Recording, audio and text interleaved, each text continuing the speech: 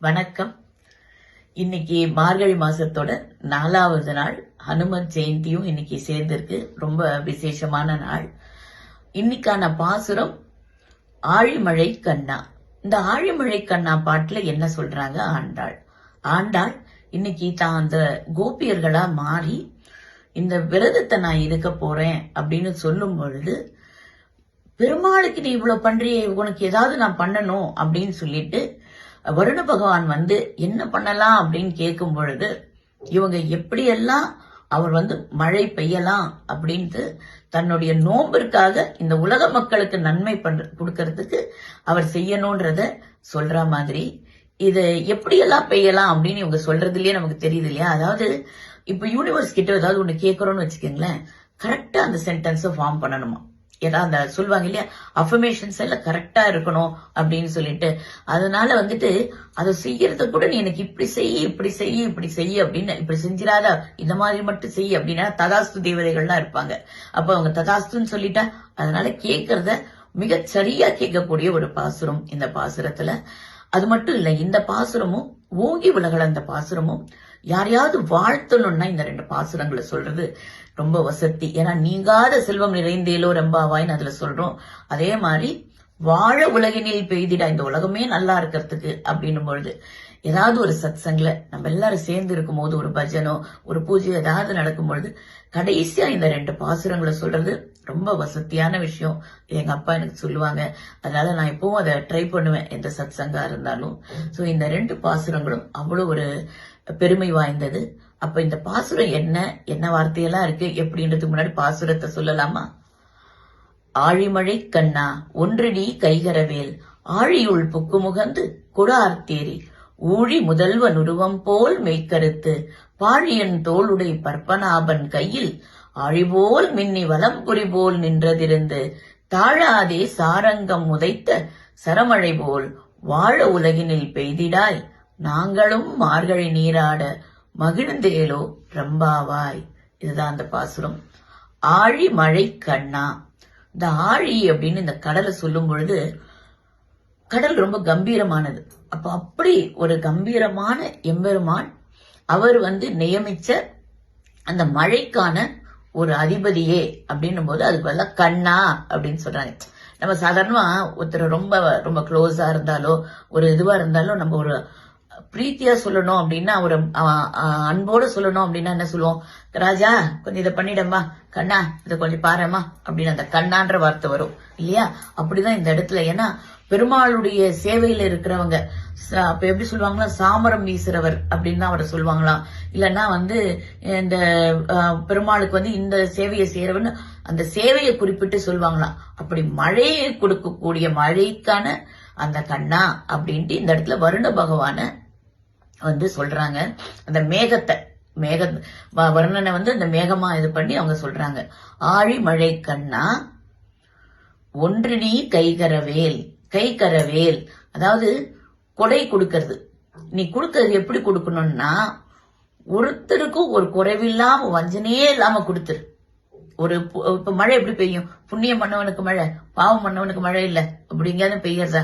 எதையுமே யோசிக்காம பெய்யறது இல்லையா? அப்ப அப்படி வஞ்சனையே இல்லாம ஒன்னும் வச்சுக்காம பெஞ்சிரு. ஒன்றினி கைகரவேல் ஆழியுள் புக்கு முகந்து கொடு ஆர்த்து ஏரி. நீ அந்த கடலுக்குள்ள புகுந்து எடுத்து அந்த நீரை மேகமே நீ எடுத்து வச்சிருந்து கொடு. எப்படி கொடுன்னா ஆர்ப்பரித்து. அதாவது எப்படி ஆர்ப்பரிக்கணுமா, இந்த ஆஞ்சநேயர் இருக்கார் இல்லையா, அவர் லங்கையில சீதையை பார்த்துட்டு வந்துட்டு இருப்பாரு. ஆனா இங்க இருக்கிற இவங்களுக்கெல்லாம் இந்த வானரர்களுக்கெல்லாம் அவர் பார்த்தாரா பார்க்கலையான்ற கவலை. ஐயோ வரலையே இன்னும், ஏன்னா அவர் வரலன்னா இவங்க அடுத்து தங்க உயிரை விடணும்ன்ற மாதிரி அவ்வளவு துக்கத்துல இருக்கும் பொழுது, ஆஞ்சநேயர் கொஞ்சம் தூரத்துல இருக்கும் பொழுதே தன்னுடைய தொடையெல்லாம் தட்டி சிம்மநாதத்தோடு வருவாராம். அந்த சத்தம், அந்த ஆறாவாரம் கேட்ட உடனே ஆஹா ஆஞ்சநேயர் பார்த்துட்டார்ல, ஏன்னா அவர் வின் பண்ணாதே இவ்வளவு சந்தோஷமா வருவாரு, அதனால சீதையை பார்த்துட்டாருன்னா இங்க இருக்கவங்க எல்லாம் குதிப்பாங்களாம். அப்படி நீ ஆறாவாரத்தோட வா, நீ வராத பார்த்து நாங்க சந்தோஷமாயிடணும் அப்படின்ற மாதிரி ஆர்த்து அப்படின்னு சொல்றாங்க. கொடு ஆர்த்து ஏரி அப்படின்னும் பொழுது பெருமாள் வந்து ஒரே இடமா இருந்து அவர் கண்ணாலேயே கடாட்சிச்சிடுறாரு. அப்படி கண்ணால பார்த்து உடனே வந்து அருள் கொடுத்துடுறாரு இல்லையா? அப்படி எல்லாம் இல்லாம மேகமே நீ பறந்து, இந்த உலகம் ஃபுல்லா மேகம் எங்க இருக்கு? இந்த உலகம் இருக்கிற அந்த பூமண்டலம் ஃபுல்லா இருக்கு இல்லையா? அது அப்ப அந்த அளவுக்கு நீ விரிஞ்சு நீ கொடுத்துரு அப்படின்னு சொல்லி சொல்றாங்க. கொடார்த்தேரி ஊழி முதல்வன் உருவம் போல் மெய்க்கருத்து. ஊழி முதல்வன், ஊழி காலம், காலத்துக்கெல்லாம் முதல்வன் அவன் தானே அந்த காலத்தையே படைச்சான், அவனுக்கு ஏது காலம்? அதனால ஊழி முதல்வன், அப்படிப்பட்ட அந்த பெருமாளுடைய முதல்வன் போல் மெய்க்கருத்து. உன்னுடைய உடம்பு கருப்பா, இந்த நீர் வச்சிருக்கிற மேகம் எப்படி இருக்கும்? கருமையா இருக்கும் இல்லையா? அது எப்படிப்பட்ட கருமை? அந்த கண்ணனோட கருமை, அந்த பெருமாளோட கருமை அப்படி இருக்குமா அந்த மெய்க்கருத்து.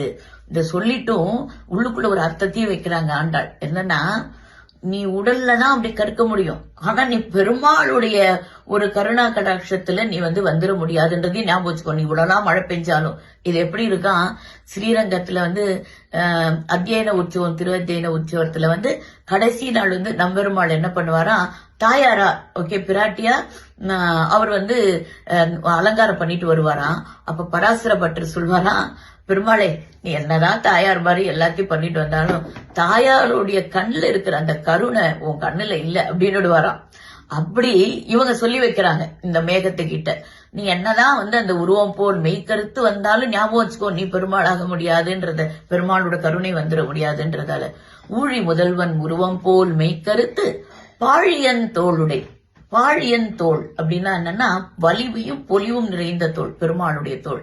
நம்மளெல்லாம் காப்பாத்துற தோல் இல்ல, அந்த கைகள் அப்படி நம்மள ரட்சிச்சு காப்பாத்துறதுக்கான அவ்வளோ சக்தி வாய்ந்த அந்த தோல் இருக்குல்லையா, அந்த தோள்கள். பாழியன் தோளுடைய பற்பனாபன், பத்மநாபன் கையில் ஆழிபோல் மின்னி. அவன் கையில இருக்கிற அந்த திருச்சக்கரம், அந்த சுதர்சன சக்கரம் எப்படி மின்னுமோ அப்படி மின்னணுமா. யாரு? இந்த மின்னல். எதோட மின்னல்? அந்த மேகங்கள் சேர்ந்து அந்த வருண பகவான் அந்த மழை பெய்யும் போது அந்த மின்னல் அப்படி மின்னணுமா. எப்படின்னா, இதுல நீங்க இப்படியே சொல்லிடலாமே, பத்மநாபன் போல மின்ன, பத்மநாபன் கையில இருக்கிற அந்த சக்கரம் போல ஏன் மின்னணும் அப்படின்னா, எப்பவுமே ஒரு தலைவன் வந்து ஒரு விக்டரி வந்தாலும், ஒரு நல்ல செய்தி வந்தாலும் ஆரவாரம் பண்ணிக்க மாட்டான். அப்படியா அமைதியா இருக்க. ஒரு பெரிய லீடர் இருக்காங்க, ஒரு ப்ராஜெக்ட் சக்சஸ் ஆயிடுச்சுனா எஸ் அப்படின்னா டீம்மேட்ஸ் எல்லாம் தான் ரொம்ப அப்படியே குதிப்பாங்க இல்லையா? அந்த மாதிரி வந்துட்டு நீ வந்து பத்மநாபன் கையில, ஏன்னா பெருமாள் வந்து அவருக்கு எல்லாமே தெரியும், எல்லாம் இப்படி நல்லா நடக்கும் அப்படி நடக்கும்ன்றதால அவர் அமைதியா இருப்பாராம். ஆனா நான் பெருமாள் கையில இருக்கேன் பத்தியா அப்படின்ற அந்த சந்தோஷத்துல இந்த சக்கரம் வந்து ஒரு வரி ரொம்ப தேஜஸா அப்படி சந்தோஷமா அப்படி பொலிஞ்சு பொலிஞ்சு அந்த குஷியில இருக்குமா. அப்படி நீ வந்து அந்த பத்மநாபன் கையில இருக்கிற அந்த சக்கரத்தை போல மின்னணும் அப்படின்றாங்க. அந்த மின்னலோட அந்த மாதிரி வரணும் நீ அப்படின்னு சொல்லிட்டு, பத்மநாபன் கையில் ஆழி போல் மின்னி வலம்புரி போல் நின்று அதிர்ந்து அப்படின்னும் பொழுது, அந்த வலம்புரி சங்கு எடுத்து ஊதும் போது ஒரு அதிர்வு வரும். எப்படிப்பட்ட அதிர்வு? பாரத போர்ல அந்த அதிர்வு வந்து அப்படியே நடுநடுங்கிட்டு வரும். அப்படி வந்துடாத, நாங்களாம் பயந்துருவோம். அப்படி வேணாம், நின்று விடு, அந்த அதிர்வு வேண்டாம் எங்களுக்கு. நீ எப்படிப்பட்ட இது போலவர்னா, தாழாதே சாரங்கம் உதைத்த சரமழை போல். அதாவது எந்த இடத்துலயும் தன்னை தாழாம அப்படி நிமிர்ந்து அந்த சாரங்கத்திலேருந்து அம்புகள்லாம் வந்து இதுல ராவணர்கள் எல்லாம் கொல்லும் பொழுது வந்து அந்த சரமழை போல வரணும். ஏன்னா நீ அப்படி வரும்போது நாங்க சந்தோஷப்பட்டுருவோம். நாங்க பயப்படுற மாதிரி ஒரு அதிர்வு வராத, ஆனா ஆரவாரத்தோட வா, சந்தோஷத்தோட வா, ஜோன்னு பெய். இது ஒண்ணும் இல்ல, ஆண்டாள் வந்து ஒரு சின்ன குழந்தை இல்ல, அவ குழந்தையிலேருந்தே அந்த கண்ணனை நினைக்கிறா. அப்ப வந்து அவ அந்த மனஸ்பூர்த்தியா எல்லாரும் சேர்ந்து மழை பெய்யும் போது ஒரு ஜோன் சத்தம் வந்தா ஒரு குஷியா சந்தோஷப்படுவோம்ல, அப்படி ஒரு சந்தோஷம். அந்த சந்தோஷம் தான் எங்களுக்கு வேணும். நம்ம பயந்துடக்கூடாது, அர்ஜுனா அர்ஜுனா இடிக்கிறதுன்னு பயப்படாம நாங்க குஷியா இருக்கிற மாதிரி அந்த சந்தோஷத்தோட பெய்யணும் அப்படின்ட்டு சொன்னவ, தாழாதே சாரங்கம் உதைத்த சரமழை போல்.